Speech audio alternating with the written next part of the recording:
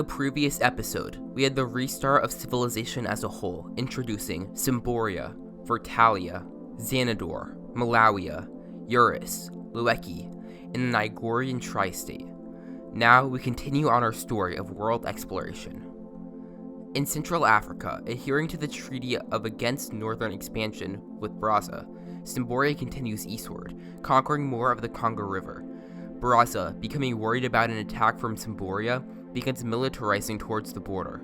They also sign an alliance with Lueki, who rushes to conquer more of the river, eventually giving them a border with Brazza while cutting off Cymboria. Vertalia also joins the alliance, rapidly expanding east to surround the hostile Cymboria. A massive group of Cymborian merchants flee north, fearing an inevitable war, eventually settling in northern Africa. This group names themselves Cursia, and quickly builds a massive fleet of merchant ships, which all sail around Africa to Nigeria and Brazza, getting rich off resources. Soon, they become known as the North Star due to their nation being the northernmost nation at the time and their reliance on the stars to navigate the waves. As Nigeria continues investing in its massive military, it becomes strong enough to control the entire tri-state. The military launches raids into the tribal territory, attempting to expand. However, they only manage to secure lands westward. After becoming disliked by most nations, Xanador closens its alliance with Malawia and Eurus, as well as Lueki, attempting to get better trade prices. Eurus, having little relations with the outside world, invests mostly in their technology, becoming the most advanced civilization. Using their incredibly advanced boats, they manage to land in Madagascar. Although they have few people living on the island, they claim the entire territory, alongside expanding down the African coast. Malawi also expands, claiming the south of Lake Tanganyika. Brazza experiences a population boom, becoming the largest economy in the world.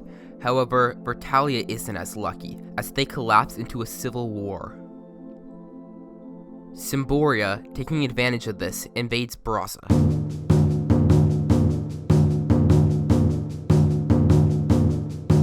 With the help of Lueki, Brazza manages to push Cymboria out and the borders remain the same. In Nigeria, after the military begins redirecting civilian resources to their expansion effort, a massive percentage of the population leaves and settles Azuria, which controls the entire Strait of Gibraltar.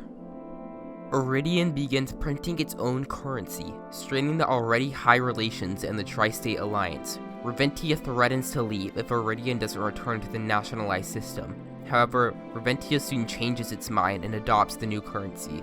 Nigeria becomes angry at the other two members, but is also the weakest and is forced to change as well. In the Ethiopian highlands, the country of Tandoor is founded, which claims the entire Horn of Africa. Tandoor is a relatively sparsely populated and rural country, which leads them to become decentralized. However, the dictator manages to hold them together. Lueki expands south and east, conquering more of Xanador's colonies. Tensions between the two nations are at an all-time high. However, Xanador is unable to confront the Luekians.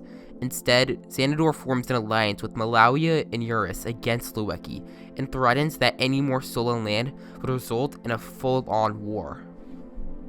Cymboria and Vertalia have a meeting in Soria City, where they clear up any border disputes and fix all relations. Cymboria agrees to aid Vertalia and keeps the leader in power.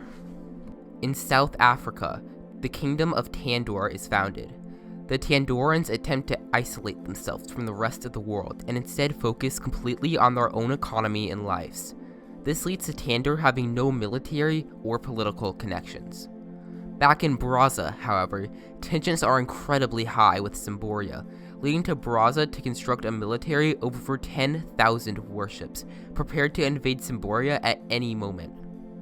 In Central Europe, the Empire of Oldenburg is founded, which quickly expands from the Alps to the North Sea. Hundreds of thousands of people leave Africa for the rich lands of Oldenburg, transforming it into one of the most powerful civilizations.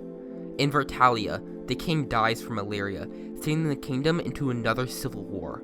Cymboria attempts to place one of their supporters on the throne, but is warned by Brazza and backs down.